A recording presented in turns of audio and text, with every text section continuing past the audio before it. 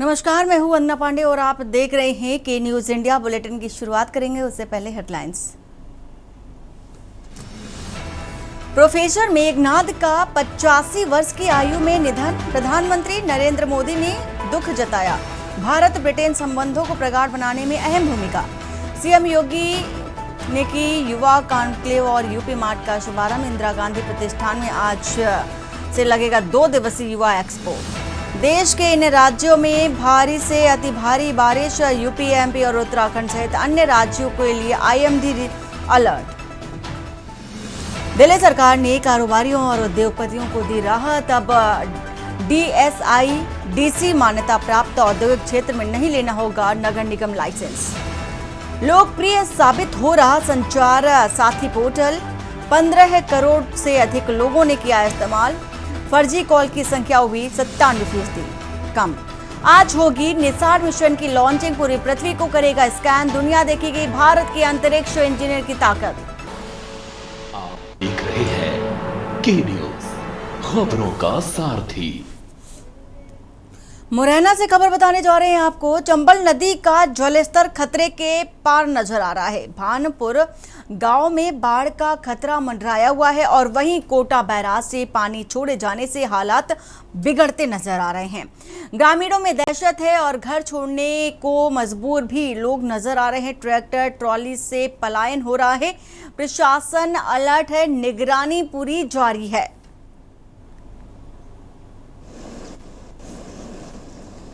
मुरैना से ये तस्वीर भी आपको दिखा रहे हैं। नदियों का लगातार बढ़ रहा है जलस्तर और नदियों के जलस्तर बढ़ने से लोगों के बीच चूंकि चिंता की जो लकीरें हैं वो बढ़ती जा रही हैं। पलायन को मजबूर हैं लोग। और अब तस्वीर आपको दिखा रहे हैं मुरैना से। चंबल नदी का जो जलस्तर है खतरे के पार हो चुका है। भानपुर गांव में बाढ़ की स्थिति मंडरा रही है। खतरा पूरी तरह से बना हुआ है। कोटा बैराज से पानी छोड़े जाने से हालात और भी ज्यादा बिगड़ते नजर आ रहे हैं।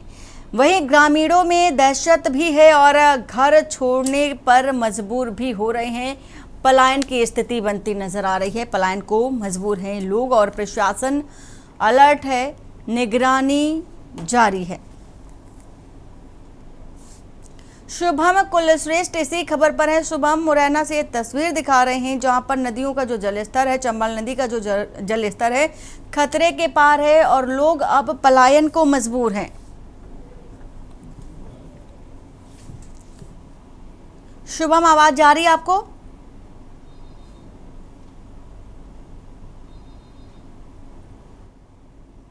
तो ये तस्वीर आपको दिखा रहे हैं। भानपुर गांव में बाढ़ का खतरा मंडराया हुआ है। जो ग्रामीण हैं, गांव वाले लोग हैं, घर छोड़ने को विवश हैं, मजबूर हैं। शुभम कुलश्रेष्ठ इसी खबर पर हमारे साथ। शुभम, आवाज पहुंच रही है आपको?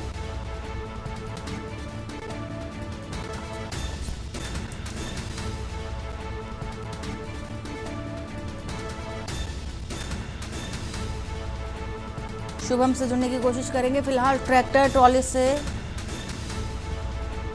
पलायन है ग्रामीण और स्थितियां बेहद गंभीर नजर आ रही है।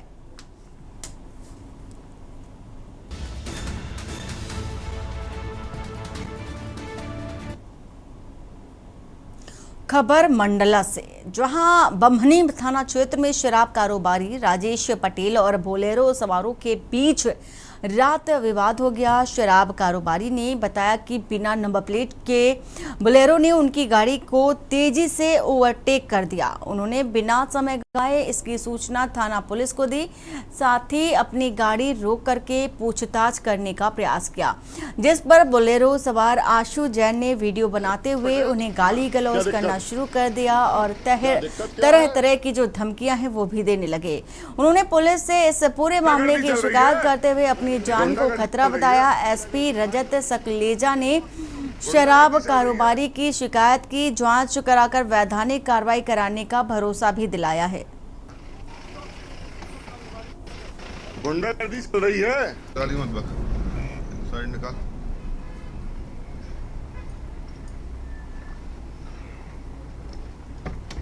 क्या दिक्कत है भाई? कौन है? क्या दिक्कत? क्या परेशानी है? क्या परेशानी है? क्या दिक्कत है राजेश पटेल? हाँ क्या दिक्कत है? बताओ ना। क्या दिक्कत क्या है? क्या परेशानी है? कैसे गाड़ी रोक रहे हो? गुंडागर्दी चल रही है, गुंडागर्दी चल रही है, गुंडागर्दी चल रही है, गुंडागर्दी चल रही है। हाँ, गुंडागर्दी चल रही है। गाली मत बक, साइड निकाल।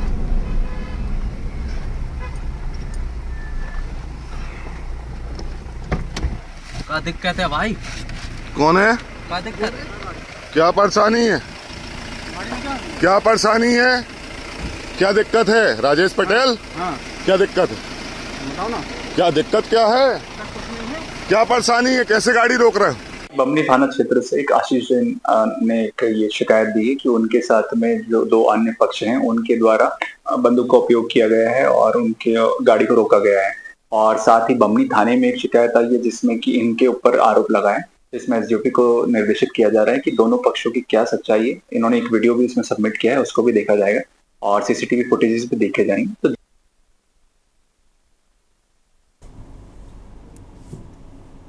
और वहीं विदिशा जिले में लगातार हो रही भारी बारिश के चलते बाढ़ के हालात गंभीर हो गए हैं। जिले के कई ग्रामों का मुख्यालय से संपर्क पूरी तरह से कट गया है। निचले इलाकों में पानी भरने से जनजीवन बुरी तरह से प्रभावित है। बाढ़ की स्थिति इतनी भयावह हो गई है कि विदिशा का प्रसिद्ध गणेश मंदिर भी जलमग्न हो गया है। मंदिर ही नहीं बल्कि शमशान घाट और अन्य सार्वजनिक स्थान भी बाढ़ की पानी में डूब गए हैं। बेतवा नदी का जल स्तर लगातार बढ़ रहा है और अब यह खतरे के निशान से महज 3 फीट नीचे रह गया है। ग्रामीण क्षेत्रों में खेत लबालब देखे जा रहे हैं। खेत और तालाब का रूप ले चुके हैं, जिससे कि किसानों की जो फसलें हैं पूरी तरह से नष्ट होने के कगार पर पहुंच चुकी हैं। लोग अपने घरों में कैद हैं और दैनिक जीवन अस्त व्यस्त पूरी तरह से हो चुका है। प्रशासन की ओर से राहत और बचाव कार्य जारी है। साथ ही बाढ़ प्रभावित इलाकों में अलर्ट जारी कर निगरानी और भी ज्यादा बढ़ा दी गई है।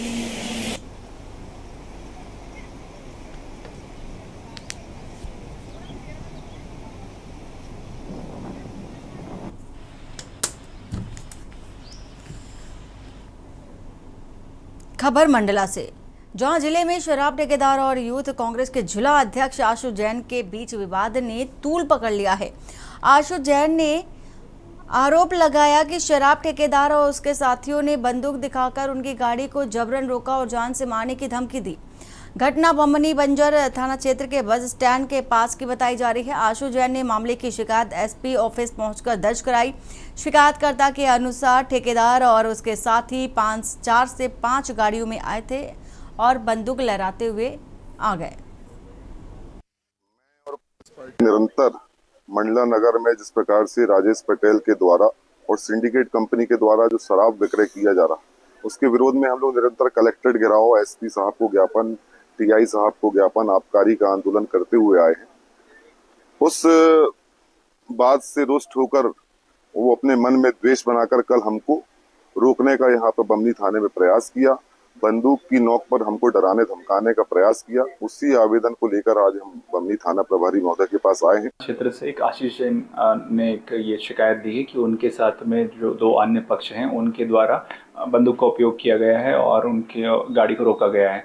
और साथ ही बमनी थाने में एक शिकायत आई है जिसमें कि इनके ऊपर आरोप लगाए। तो इसमें एसडीओपी को निर्देशित किया जा रहा है कि दोनों पक्षों की क्या सच्चाई है। इन्होंने एक वीडियो भी इसमें सबमिट किया है, उसको भी देखा जाएगा और सीसीटीवी फुटेजेस भी देखे जाएंगे। तो जिसका भी पक्ष गलत आएगा उसके विरुद्ध वैधानिक कार्रवाई की जाएगी। और सीधा चलते हैं राज्यसभा, जहां पर जेपी नड्डा क्या कह रहे हैं, सुन लेते हैं। और उसकी डिटेल्स की वर्कआउट करने के लिए 23 तारीख को बैठक की। ये सिर्फ मैं इसलिए उद्धृत कर रहा हूं कि मैं ये बताना चाहता हूं कि यह सरकार संवेदनशील, सेंसिटिव गवर्नमेंट है और उसी तरीके से उसकी सारी स्ट्रैटेजी, प्लानिंग, आगे किस तरीके से उसको किस तरीके से हम एक्शन में आना है, इस सब चीज की बारीकियों की चर्चा हम कर रहे थे। जब ये चर्चा के बहुत से विस्तृत विषयों के बारे में कल प्रधानमंत्री जी ने बहुत विस्तार से लोकसभा के अंदर रखा है, जो सारे देश ने सुना है और सारे देश ने जाना है। कल गृह मंत्री ने भी बहुत से आयामों पर प्रकाश डाला है और विदेश मंत्री जी ने भी आज उसके बहुत से पक्षों के बारे में चर्चा की है, इसलिए मैं उसको रिपीट नहीं करूंगा। वो उस विभाग के मंत्री होने के नाते जिम्मेवार तरीके से देश के सामने इस संसद के माध्यम से उन्होंने रखा है। लेकिन मैं एक बात जरूर बताना चाहता हूं और वो एक सीरियस थॉट के साथ हमको लेना चाहिए। यह जरूर है कि सारी घटना में जो रोल हमारे जांबाज फौज ने किया, जो रोल हमारे पुलिस ने किया, जो रोल हमारी आर्मी ने किया, उसको देश नमन होकर के उनके प्रति आदर के साथ। लेकिन मैं इस हाउस के माध्यम से देश को यह बताना चाहता हूं कि पॉलिटिकल लीडरशिप बहुत महत्वपूर्ण होती है, क्योंकि फौज को आदेश पॉलिटिकल लीडरशिप देती है। और इसलिए there is a difference between a responsible government, a responsive government, a sensitive government, a proactive government and a government which responds according to the need of the hour. और एक दूसरी government भी होती है, क्योंकि पॉलिटिकल लीडरशिप का सवाल होता है उपसभापति जी, जिसे हम इनएक्टिव गवर्नमेंट कहते हैं, ल्यूकवार्म एटीट्यूड वाले गवर्नमेंट कहते हैं, non reactive non responsive government कहते हैं। और इस अंतर को समझने के लिए सिर्फ पहलगाम की एक घटना को आइसोलेशन में देखने से शायद हम देश के साथ और इस नैरेटिव के साथ हम अन्याय करेंगे। हमको इसको संपूर्णता में देखना पड़ेगा, और संपूर्णता में देखना पड़ेगा तो इसको दो फेजेस में देखना पड़ेगा। एक फेज है from 2004 to 2014, one type of set of leadership, और एक फेज है फ्रॉम 2014 टू 2025। हमको इस दो फेजेस में इसको समझने की जरूरत है, क्योंकि आपने कहा था कि पहलगाम पर चर्चा हो, मैं इसकी डिटेल में आपके साथ चर्चा करना चाहता हूं। मैं बताना चाहता हूं कि अगर हम बात करें 2004 से 2014, मैं 2014 से 2025 के बारे में बाद में आएंगे, क्योंकि ब्लैक पिक्चर दिखाने से व्हाइट पिक्चर समझ में आती है। अमावस्या को दिखाने से ही पूर्णमासी का समझ में आता है।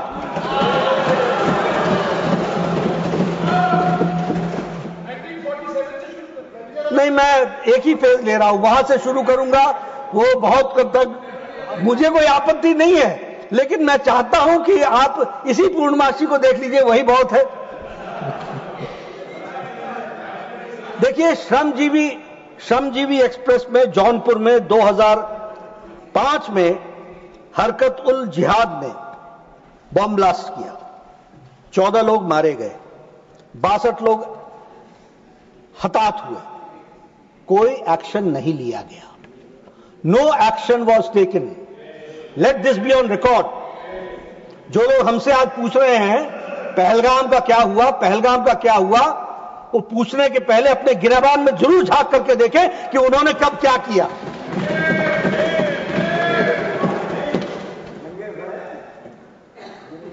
इन्होंने क्या किया? इंडिया पाकिस्तान जॉइंट कमीशन बैठाया 1989 में, और met under the co-chairmanship of two foreign ministers in Islamabad on October 4, 2005, Shri Natwar Singh of India and Mahmood Kasuri from Pakistan, to establish technical level of working groups. Technical level of working groups. किस पर? Not on terrorism, on agriculture, on education, on information, on telecommunication, on environment, and on tourism. ये है आपका joint action group. This is how you react. This is how you react to terrorism. ये है आपका reaction towards terrorism. Delhi serial bomb blast. 29 अक्टूबर 2005 सरोजनी नगर, पहाड़गंज, गोविंदपुरी, दिल्ली करने वाले लश्कर तौयबा के कितने लोग मारे गए? 67। इंजर्ड कितने हुए? 200। और दिवाली के पहले यह बॉम्ब ब्लास्ट हुआ, दिवाली से ठीक पहले। आप समझिए, उस समय की कल्पना कीजिए और उस समय की सरकार की इनसेंसिटिविटी को समझिए। No action was taken.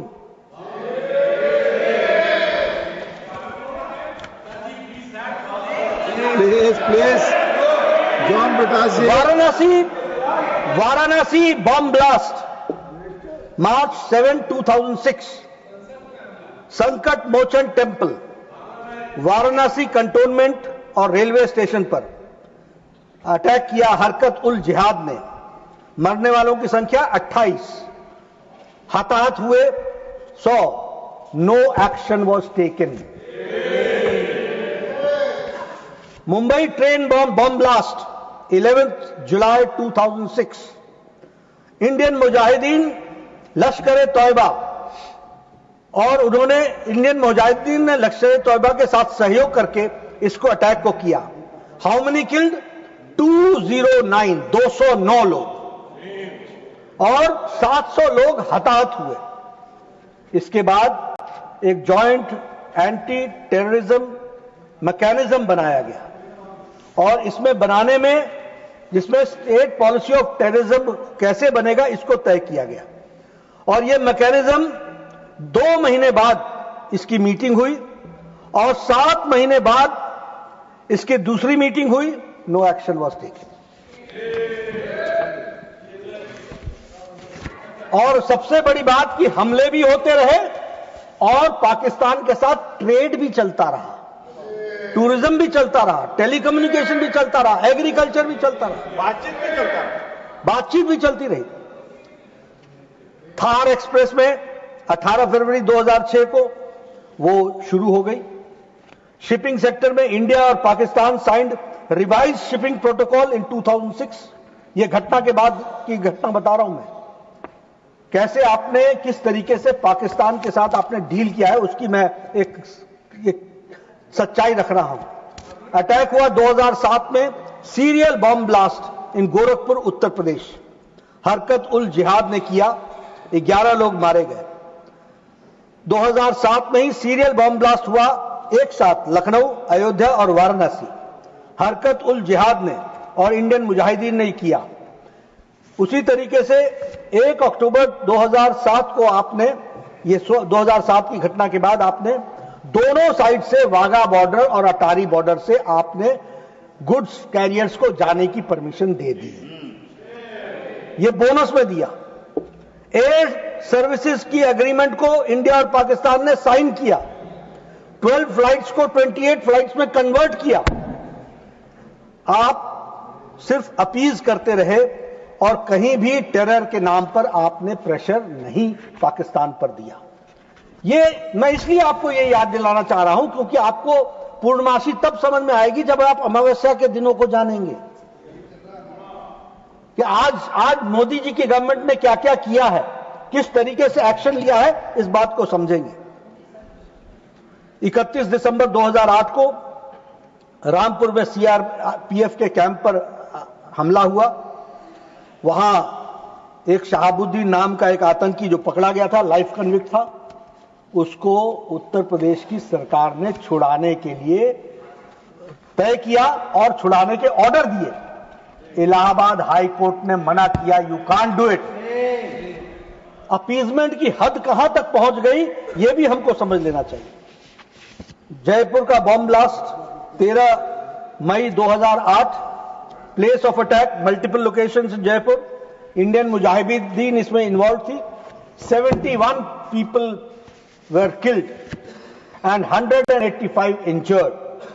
और इसके बाद क्या हुआ 2008 में, इंडिया और Pakistan agreed on a set of specific Kashmir specific confidence building measures। हम कॉन्फिडेंस बिल्डिंग मेजर्स पर चले रहे, वो हमारे को गोलियों से भूनते रहे और हम बिरयानी खिलाने चले रहे।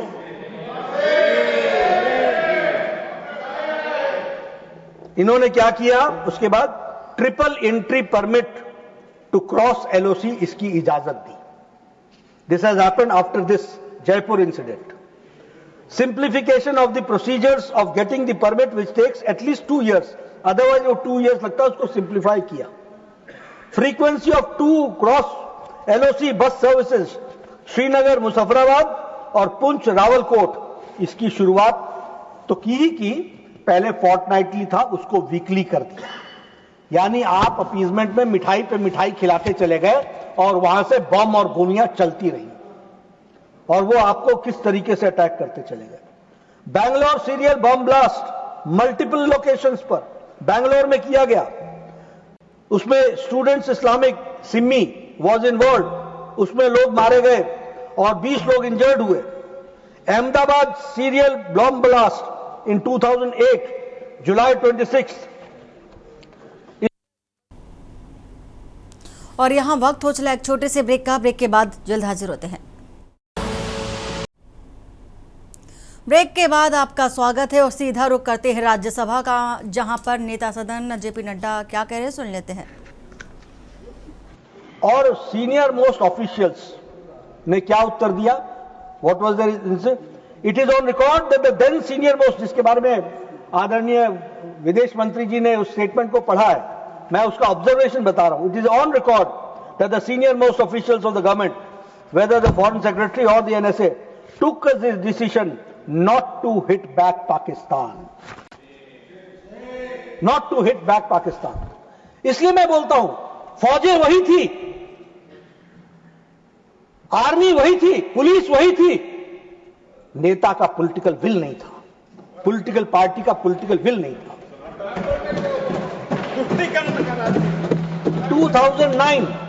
2009 रशिया में शांघाई कोऑपरेशन ऑर्गेनाइजेशन कि डायलॉग शुरुआत हुई, ये उसके बाद है, ट्राइडेंट के बाद। और हमारे विदेश मंत्री जी ने इससे पहले स्टेटमेंट में बताया है कि 2009 में 2008 में घटना घटी थी, 3 महीने बाद 2009 के जनवरी फरवरी में शायद ब्रिक्स में जिक्र तक नहीं हुआ इतने बड़े अटैक का। There was no discussion on, no reference to it. उसी तरीके से इजिप्ट में 2009 में शर्म अल शेख में संयुक्त बयान दिया गया। शर्म अल शेख, क्या शर्मनाक बयान, शर्म अल शेख में शर्मनाक बयान। और क्या किया, भारत के अंदर टेररिज्म को बलूचिस्तान के साथ जोड़ दिया और हम पार्ट एंड पार्सल बन गए, इक्वल्स पर आकर के खड़े हो गए। Both leaders agreed that the terrorism is a main threat to both countries.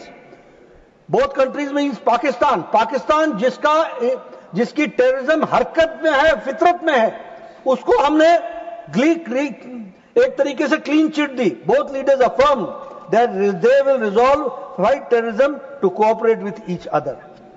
ये किस तरीके से चलता रहा उसका एक छोटा सा नमूना मैंने, क्योंकि हम पहलगाम को देखिए, अगर हम सिर्फ एक टुकड़े में समझने का प्रयास करेंगे नहीं होगा, हमको समझना पड़ेगा क्रोनोलॉजिकल ऑर्डर के तरीके से कि घटनाएं कैसे कैसे देश में चलती रही और पॉलिटिकल लीडरशिप कैसे कैसे रिस्पॉन्ड करती रही, इसको समझना पड़ेगा और इसको ध्यान में लेना पड़ेगा।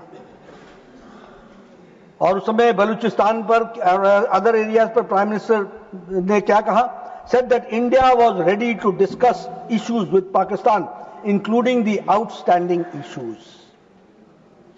अब ये एक पॉलिटिकल लीडरशिप है और एक political leadership prime minister Modi की है, जिसने कहा है टेरर और टॉक्स एक साथ नहीं चलेंगे। इसको हमको समझना। जर्मन बेकरी पर 2010 में अटैक हुआ, लश्कर ए तौयबा ने किया, 17 लोग मारे गए, 60 लोग घायल हुए। वाराणसी बम ब्लास्ट हुआ 2010 में, शीतला घाट, वाराणसी, उत्तर प्रदेश। इंडियन मुजाहिदीन ने इसकी जिम्मेवारी ली, 37 लोग इसमें घायल हुए, 2 लोग हताहत हुए, मारे गए। जावेरी बाजार ओपेरा हाउस, दादर, मुंबई, महाराष्ट्र, यहां ट्रिपल बम ब्लास्ट हुआ, 26 लोग मारे गए और 130 लोग घायल हुए। दिल्ली हाईकोर्ट में बम ब्लास्ट हुआ और उसमें हरकत उल जिहाद था और उसमें भी 15 लोग मारे गए, 79 लोग घायल हुए। हैदराबाद में ट्विन बम ब्लास्ट हुआ, दिलसुख नगर में, हैदराबाद में, इंडियन मुजाहिदीन उसके पीछे था, 18 लोग मारे गए, 131 घायल हुए। आतंक ये परिस्थिति आकर के खड़ी रही।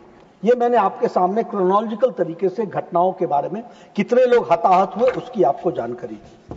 और मैं यहां यह भी कहना चाहूंगा कि इन आतंकियों को हमारी उस समय की सरकार ने इसको मुंबई में हमलों को आरएसएस के साथ साजिश बताया और भगवा आतंकवाद के पीछे पड़े।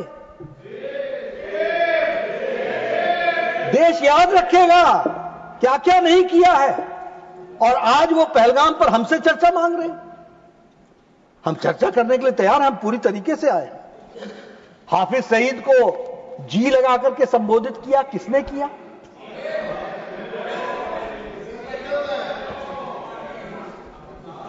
हमारे पूर्व रक्षा मंत्री, उनका स्टेटमेंट पढ़ता हूं हाउस के अंदर।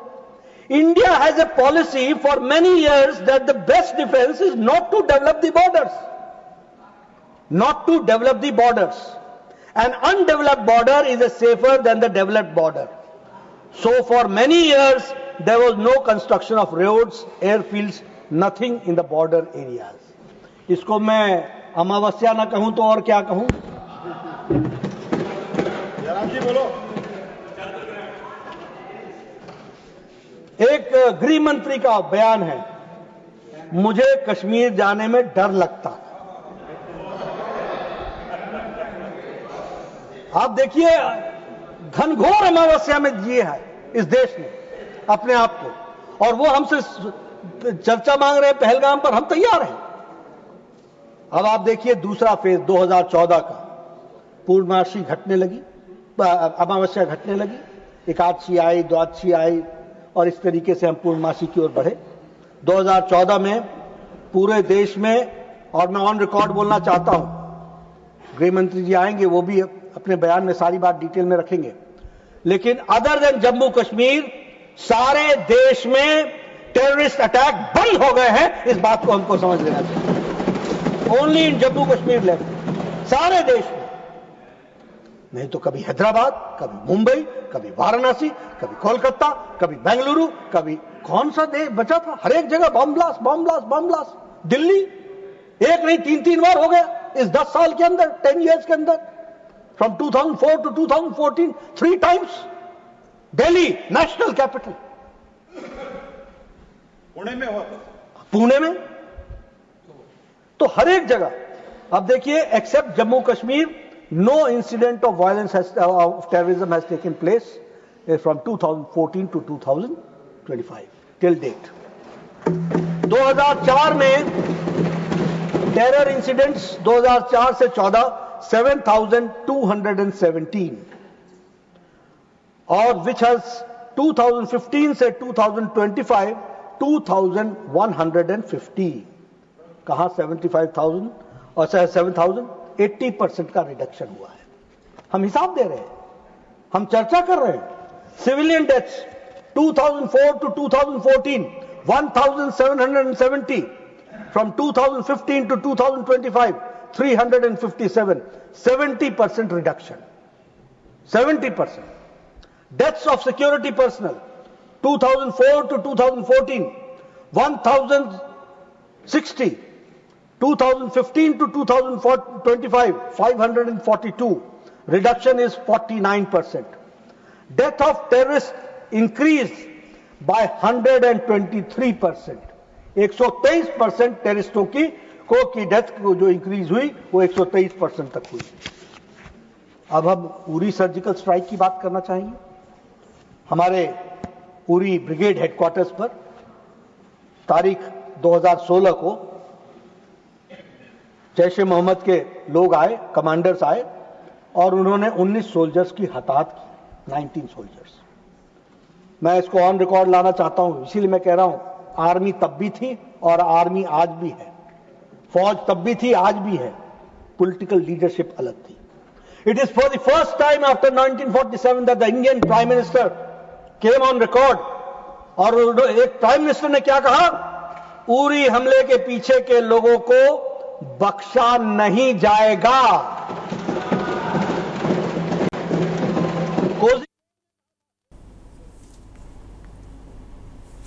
तो अभी आप सुन रहे थे जेपी नड्डा को, जिन्होंने कहा कि आतंकी हमला एक निंदनीय है और उन्होंने आतंक पर अंकुश भी लगाया है। तमाम बड़ी बातें जेपी नड्डा की ओर से कही गई हैं। और अब बढ़ते हैं खबरों की ओर। डिंडौरी जिले के बजाग विकासखंड के सिंगार सत्ती एकीकृत माध्यमिक शाला भवन का छज्जा बीती रात को अचानक भरभराकर गिर गया। और आपको बता दें कि इस स्कूल में पहली से लेकर के 8वीं तक के सैकड़ों बच्चे पढ़ते हैं। वहीं इस घटना के वक्त स्कूल बंद था, वरना कोई भी हादसा हो सकता था। डिंडौरी जिले में ऐसे कई स्कूल हैं जिनकी इमारतें जर्जर हालत में हैं, लेकिन मरम्मत की फुर्सत किसी को नहीं है। कुछ दिन पहले ही राजस्थान के झालावाड़ में एक स्कूल की छत गिरने से 8 बच्चों की जाने चली गई थी। फिर भी सब कुछ पहले जैसा चल रहा है। कहीं डिंडौरी की अगली तस्वीर न बन जाए, ऐसी आशंका भी व्यक्त की जा रही है। भारतीय जनता पार्टी की सरकार के भ्रष्टाचार का जीता जागता नमूना है। रिपेयरिंग के नाम पर करोड़ों रुपए जिले में आता है और पूरा पैसा कहां जाता है, किस अधिकारी और किस नेता की जेब में जाता है, यह जांच का विषय है। आज यदि ये घटना रात में न होकर दिन में हुई होती तो निश्चित रूप से कोई बड़ी घटना का रूप ले सकती थी। जैसे राजस्थान में अनेकों अनुसूचित जनजाति के बच्चे मर गए, कई बच्चे घायल हो गए। तो आदिवासी क्षेत्रों में भ्रष्टाचार करने का लाइसेंस भारतीय जनता पार्टी के नेताओं और अधिकारियों के पास है। अधिकारियों से बात करो तो कहते हैं फंड नहीं, और नेताओं से बात करो तो कहते हैं कि हम 4 करोड़ बस्ती विकास का भेजते हैं। तो आखिर वो पैसा जाता कहाँ है? चाहते हैं कि शासन इसके लिए जो है तत्काल व्यवस्था करे, क्योंकि अगर स्कूल लगा होता तो क्या होता, क्या हकीकत हो जाती। इसलिए यहाँ जो है बच्चों के लिए पूरा तत्काल व्यवस्था की जाए। क्षेत्र के आदिवासी बच्चों के साथ तो गलत हो रहा है। एक विभाग में, हर विभाग में। कब गिरा है ये? रात में गिरा होगा। अगर दिन में गिरता तो बहुत बड़ी घटना हो जाती। कल तक स्कूल लगा था क्या यहाँ? हाँ, कल लगा है स्कूल। कौन से स्कूल लगता है यहाँ? मिडिल स्कूल लगता है, प्राइमरी भी लगता है। यही कहना चाहते हैं, अगर स्कूल लगा होता और बच्चे यहाँ आना जाना, यहाँ सर भी बैठते हैं यहीं जहाँ गिरा है, तो आज उनकी स्थिति क्या बनती, कितना बड़ा नुकसान हो जाता। और आज की स्थिति में हमारे पास स्कूल बैठने के लिए भी नहीं है, बच्चे कहाँ जाके पढ़ेंगे। आपके बच्चे यहाँ आते होंगे, पढ़ते हमारे होंगे? बच्चे हैं, अब मेरे 2 बच्चे हैं। तो निश्चित है उनकी जान को जोखिम है। जोखिम है भैया, जोखिम है। और बिल्डिंग की क्या स्थिति है? स्थिति भैया बहुत खराब है इस बिल्डिंग की। सिरोंज नगर के एकमात्र प्रमुख पर्यटक स्थल केतन डैम का जलस्तर लबालब भर गया है। सुरक्षा की दृष्टि से डैम को पार करने वाले पर्यटकों के लिए बैरिकेड्स लगाकर डैम पार करने पर रोक लगा दी गई है। बावजूद इसके हमारी टीम केतन डैम के पार्क के आसपास पहुंची तो वहां रहने वाले कुछ परिवारों के छोटे छोटे बच्चे डैम के खतरे वाले इलाके में घूमते नजर आए। यह स्थिति सिरोंज नगर पालिका की बड़ी लापरवाही को उजागर करती है। और क्योंकि बच्चों को जान जोखिम में डालकर डैम के आसपास घूमते देख सुरक्षा के पुख्ता इंतजामों की समीक्षा आवश्यक हो गई है। स्थानीय प्रशासन को इस मामले में तुरंत कदम उठाकर बच्चों और पर्यटकों की सुरक्षा सुनिश्चित करनी चाहिए।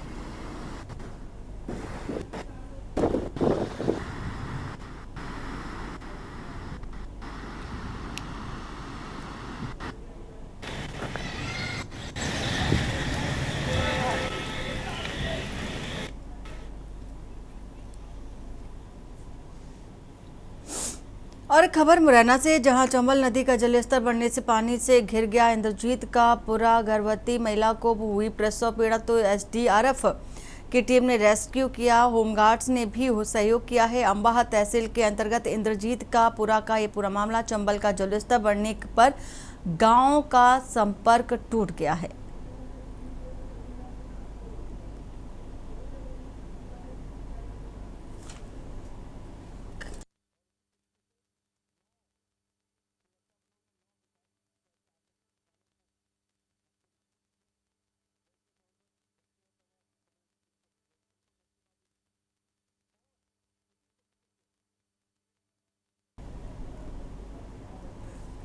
तो चंबल नदी की ये तस्वीर दिखा रहे हैं। जलस्तर बढ़ने से लोगों को भारी समस्या का सामना करना पड़ रहा है। यहाँ तक कि जो संपर्क मार्ग है वो भी पूरी तरह से क्षतिग्रस्त हो चुका है, जिससे कि लोग परेशान हैं।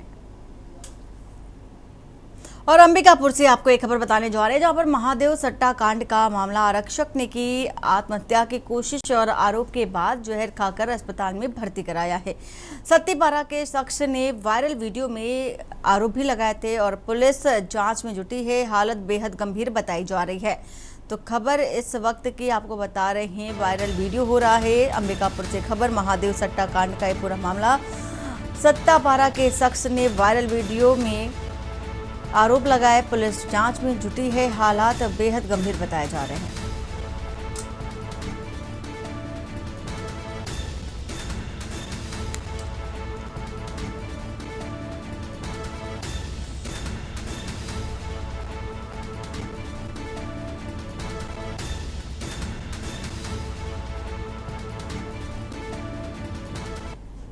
रायपुर से खबर बता रहे हैं, सीएम विष्णुदेव साय की अध्यक्षता में बैठक की गई। सीएम की अध्यक्षता में आज कैबिनेट की बैठक, कई अहम मुद्दों पर चर्चा संभव बताई जा रही है। विभागीय प्रस्तावों पर मोहर भी लग सकती है।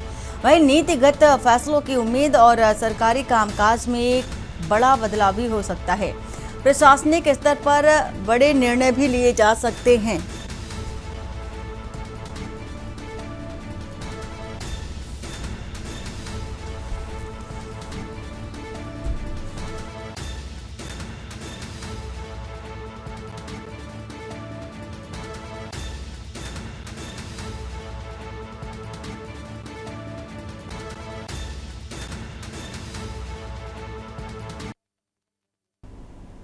और पामगढ़ नर्सरी के पास एक युवक ने जहर खाकर के आत्महत्या कर ली। मृतक की पहचान प्रकाश केवट के रूप में हुई है। बता दें कि सोमवार को वह अपने घर से निकला था लेकिन लौटा नहीं।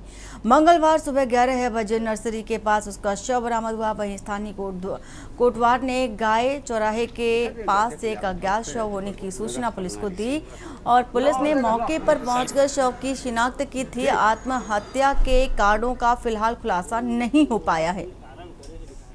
तो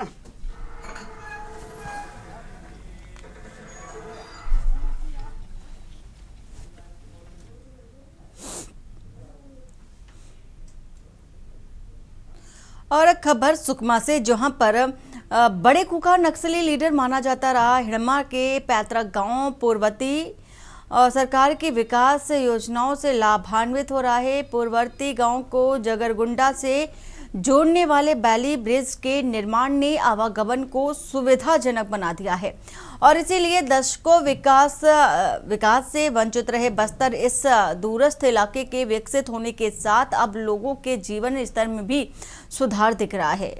ब्रिज निर्माण से पहले जहां यहां के बाशिंदों को लंबी दूरी तय कर स्वास्थ्य और शिक्षा सुविधा मिल पाती थी, वहीं अब कम दूरी तय करते ही वह सुविधा प्राप्त कर पा रहे हैं। 4 दशकों से नक्सलियों के कब्जे से निकलकर अब बस्तर लाइफलाइन से जुड़ते हुए विकास की पथ पर आगे बढ़ रहा है। कुछ राहगीरों से चर्चा करते हैं और जानना चाहते हैं कि इस नए ब्रिज के निर्माण से उनके जीवन में इस नए एक्टिविटी का क्या फायदा हुआ। पहले रोड नहीं था सर, पहले हम लोग को आने जाने का भी थोड़ा दिक्कत था। अभी ब्रिज बन गया तो थोड़ा अच्छा हुआ। अभी बीमार हुआ रहने से भी और ऊपर से जाने भी नहीं पा रहे थे। पहले मतलब आना जाना नहीं होता था? नहीं हो रहा था सर। अभी थोड़ा पुलिया बनाए तो अच्छा हुआ। ठीक। कैमरामैन कृष्णा के साथ मैं राजू तोले। और लखनऊ से खबर आ रही है इस वक्त की, आपको ये बता देते हैं। राजधानी लखनऊ से खबर बताने जा रहे हैं। इम्पेनल्ड आईपीएस अफसरों की केंद्र ने जारी की है अफसरों की सूची। इम्पैनल्ड अफसरों की ये सूची आपको बता रहे हैं। खबर राजधानी लखनऊ से, यूपी में 4 अफसरों को इम्पैनलमेंट में तैनाती मिली। 1994 बैच के यूपी के 4 आईपीएस अफसर इम्पैनल्ड। तो यूपी से 4 अफसरों को इम्पैनल्ड में जगह मिली है। खबर इस वक्त की राजधानी लखनऊ से खबर बता रहे हैं। 1994 बैच के यूपी के 4 जो अफसर हैं उन्हें जगह मिली है और आईपीएस सुजीत सिंह का नाम, प्रकाश डी, राजा श्रीवास्तव का नाम भी इनमें शामिल है। राजधानी लखनऊ से खबर, इम्पैनल्ड आईपीएस अफसरों की जो सूची है वो जारी की गई है। केंद्र ने अफसरों की ये सूची जारी की है, लिस्ट जो अधिकारियों की लिस्ट है वो जारी की गई है। यूपी से 4 जो अधिकारी हैं उनको इम्पैनल्ड में जगह मिली है। 1994 बैच के यूपी के 4 आईपीएस अफसर को ये जगह मिली है। तो इम्पैनलमेंट में ये जगह बता रहे हैं खबर, राजधानी लखनऊ से 4 जो अधिकारी हैं उनको जगह मिली है। आईपीएस सुजीत पांडे, अखिल कुमार को जगह मिली है और वहीं प्रकाश डी राजा श्रीवास्तव को भी जगह मिली है इम्पैनलमेंट में।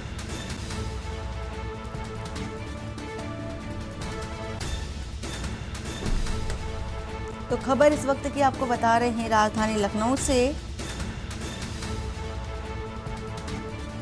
इम्पैनलमेंट में जगह मिली है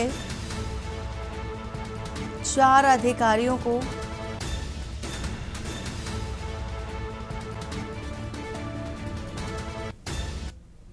और इसी बीच आ रही है सिद्धार्थ नगर से आपको एक खबर बता दें, मदरसे की बस ने बाइक सवार को टक्कर मारी है। तो ये तस्वीर भी आपको दिखा रहे हैं, पाली गांव का युवक गंभीर घायल है और मेडिकल कॉलेज रेफर किया गया है गंभीर अवस्था में। हादसे में बस भी पलटी, ड्राइवर और 5 छात्राएं बताई जा रही हैं कि घायल हैं। पथरा क्षेत्र की यह घटना, पुलिस ने सभी को अस्पताल पहुंचाया है। तो सिद्धार्थ नगर से खबर, मदरसे की बस ने बाइक सवार को टक्कर मार दी। पाली गांव का युवक गंभीर अवस्था में है और जो घायल है उन्हें अस्पताल पहुंचाया गया है। हादसे में बस भी पलटी, तो ड्राइवर समेत 5 घायल बताए जा रहे हैं। पथरा क्षेत्र की यह घटना है, पुलिस ने सभी को अस्पताल पहुंचाया है। तो मदरसे की बस थी, बाइक सवार को टक्कर मार दी जिससे कि ये बड़ा हादसा हुआ है। पाली गांव का ये पूरा मामला, पाली गांव का युवक घायल बताया जा रहा है। ड्राइवर और 5 छात्राएं घायल हैं और घायलों को अस्पताल भर्ती कराया गया है। सिद्धार्थ नगर से एक खबर आपको बता रहे हैं, फिलहाल बस भी पलट गई है। मदरसे की बस ने बाइक सवार को टक्कर मार दी। पुरुषोत्तम दुबे इसी खबर को हमारे साथ जुड़ चुके हैं। पुरुषोत्तम, क्या है कुछ जानकारी, जो घायल हैं उनकी क्या स्थिति देखी जा रही है और ये घटना कैसे हुई? जी वंदना, आपको बताया कि अनियंत्रित होकर मदरसे की बस जो स्टेशन दिखा रही थी, बाइक सवार को टक्कर मार दिया, जिसमें बाइक सवार जो है गंभीर रूप से घायल हो गया। आपको बता दें कि इसी घटना में जो स्कूल की बस थी वो भी पलट गई और कुछ बच्चे जो उसमें बैठे हुए थे उनको भी हल्की चोटें आई हैं। जी वंदना, घायलों की स्थिति जानना चाहेंगे पुरुषोत्तम? जी आपको बताना चाहेंगे घायलों की स्थिति अभी सामान्य है, फिलहाल उनका इलाज इस समय बहुत चल रहा है। शुक्रिया पूरी जानकारी देने के लिए। सिद्धार्थ नगर से ये खबर बता रहे हैं जहां पर तेज रफ्तार का कहर देखा गया है। और कानपुर से आ रही है इसी बीच खबर बता देते हैं आपको, कानपुर से तेज रफ्तार विक्रम अनियंत्रित होकर पलट गई है। कानपुर से खबर, शिवराजपुर से सवारी लेकर कल्याणपुर जा रही थी और इसी बीच विक्रम में बैठी आधा दर्जन से अधिक जो सवारियां हैं वो घायल हो गई हैं। उपचार के दौरान 60 वर्षीय बुजुर्ग की मौत बताई जा रही है। शिवराजपुर थाना क्षेत्र का ये पूरा मामला, विक्रम में बैठी आधा दर्जन से अधिक सवारियां घायल बताई जा रही हैं। तो उपचार के दौरान 60 वर्षीय बुजुर्ग की मौत बताई जा रही है। तो उपचार के लिए घायल 86 चौबेपुर में भर्ती हैं। चौबेपुर के अंतर्गत लोहिया फैक्ट्री के पास का ये हादसा बताया जा रहा है। तो तेज रफ्तार विक्रम अनियंत्रित होकर पलट गई और आधा दर्जन से अधिक सवारियां घायल बताई जा रही हैं।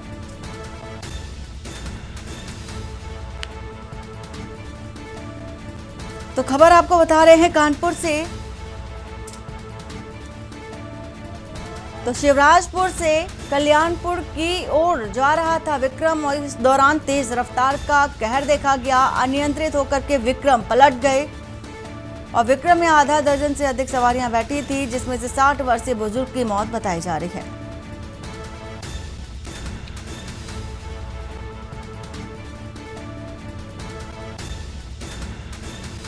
चौबेपुर के अंतर्गत लोहिया फैक्ट्री के पास ये हादसा हुआ है। तो तेज रफ्तार का कहर। कानपुर से एक खबर बता रहे हैं आपको इस वक्त की।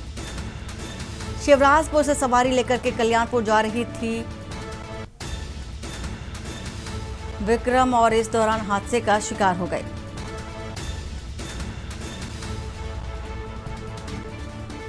आकाश रावत इसी खबर पर हमारे साथ जुड़ चुके हैं। आकाश, घटना के बारे में बताइए और घायलों की स्थिति बताइए।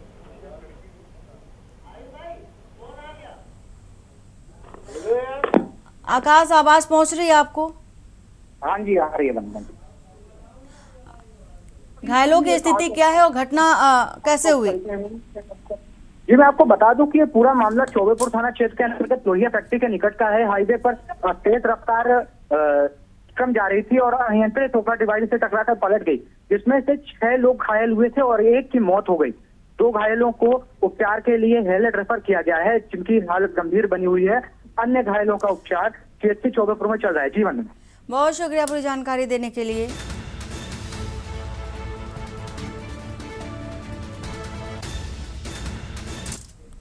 और इस बीच आ रही है कन्नौज से खबर, बता देते हैं आपको।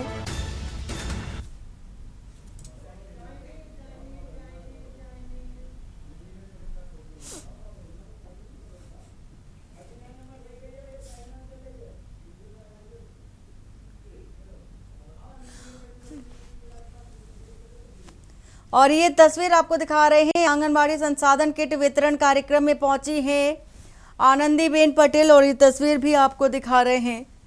साथ में CM योगी आदित्यनाथ भी पौधारोपण भी किया है। आनंदीबेन पटेल ने तस्वीर भी आपको दिखा रहे हैं।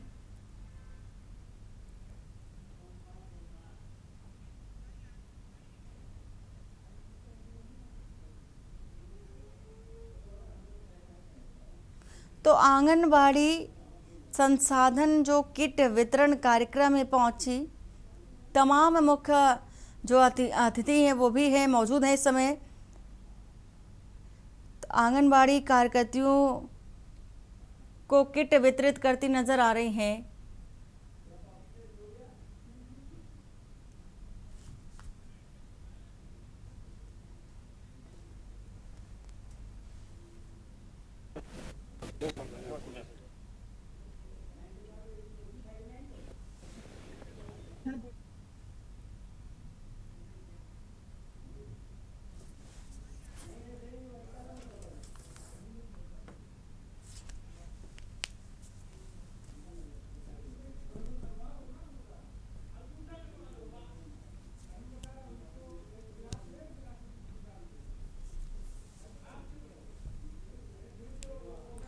आंगनबाड़ी संसाधन किट वितरण कार्यक्रम का आयोजन हुआ है और इस कार्यक्रम में पहुंची हैं आनंदीबेन पटेल। तमाम अधिकारी भी इस कार्यक्रम में उपस्थिति दर्ज कराते नजर आ रहे हैं। आंगनबाड़ी कार्यकर्ती मौजूद और उनको किट वितरित करती नजर आई, साथ ही पौधारोपण भी किया है। और वहीं बाराबंकी से खबर, संदिग्ध हालत में महिला सिपाही का शव मिला है और हाईवे किनारे महिला सिपाही का शव मिला है। वर्दी के नाम पर लिखा था वर्दी पर विमलेश और तैनाती सुबेहा थाने में संदिग्ध हालत में शव मिला। मसौली पुलिस मौके पर जांच जारी। IG व SP ने घटनास्थल का जायजा लिया। पुलिस महकमे में हड़कंप, इलाके में दहशत। जो हमारे डिफरेंट फुटेजेस और सारी चीज़ें वो भी लोग उसको ले रहे हैं। कुछ चीज़ें निकल के आई हैं कि अपने एक साथी आरक्षी के साथ में इनका संवाद था, उसके साथ मिलना जुलना था। उस बेसिस पर एक मुकदमा भी बलात्कार का लिखवाया था।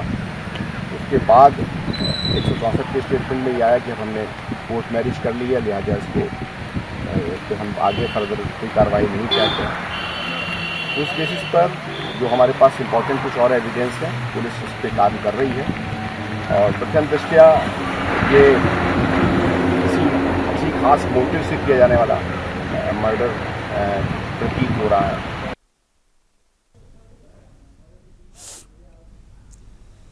और रायबरेली से खबर बता रहे हैं आपको, दलित की जमीन हथियाने का पूरा मामला है। फर्जी दस्तावेजों से कब्जे की कोशिश, डीएम हर्षिता माथुर के निर्देश पर बड़ी कार्रवाई और ज्वाइंट मजिस्ट्रेट ने 14 बेनामी किए निरस्त। जमीन को राज्य सरकार में निहित किया गया। सदर तहसील क्षेत्र के हरचंदपुर का ये पूरा मामला। जिलाधिकारी महोदय के निर्देशन में तहसील सदर प्रशासन द्वारा नियमित रूप से कार्रवाई की जा रही है। इसके तहत एक जानकारी संज्ञानित हुई थी कि एससी टू नॉन एससी के कुछ बैनामे कर दिए गए थे, जो कि 14 बैनामे थे और गाटा संख्या 16 एवं गाटा संख्या 41 राजस ग्राम हरचंदपुर में ये बैनामे किए गए थे, जो करीबन 1.5 बीघे के रकबे में थे। तो इन सभी के पता चला कि एससी टू नॉन एससी में थे, तो इनको नियमानुसार निरस्त करा दिया गया न्यायालय से और इसको इन जमीनों को राज्य सरकार में निहित कर दिया गया है। इसके अतिरिक्त क्षेत्रीय लेखपाल निर्देशित किया गया है कि जाकर मौके पर नियमानुसार इसको कब्जा भी प्राप्त करें। आगरा से खबर बता रहे हैं, जहां पर चलती कार में आग लग गई है, भीषण आग लगी है। नेशनल हाईवे पर हादसा हुआ, चालक ने कूदकर जान बचाई। शॉर्ट सर्किट से आग लगने की आशंका, धू धू कर कार जली। एतमादपुर क्षेत्र के हाईवे का है मामला।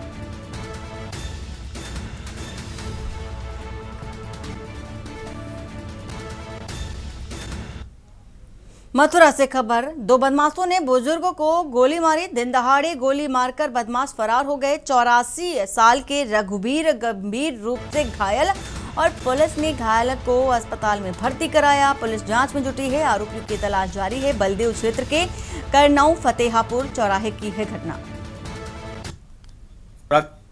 देव में एक सुबह घटना संज्ञान में आई है, लगभग 9 बजे के आसपास।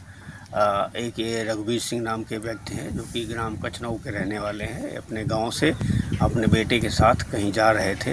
इनका कहना है कि 2 हमलावरों ने आकर के इनको पीछे से गोली मारी है, जिससे इनको चोट लगी है, घायल हुए हैं। इनका इलाज अभी मथुरा न्यूरो हॉस्पिटल मथुरा में चल रहा है। अभी इनसे जो प्राथमिक पूछताछ की गई है। और बुलेटिन में फिलहाल इतना ही। बाकी की खबरों के लिए बने रहिए आप के न्यूज़ इंडिया के साथ। नमस्कार। आप देख रहे हैं के न्यूज़।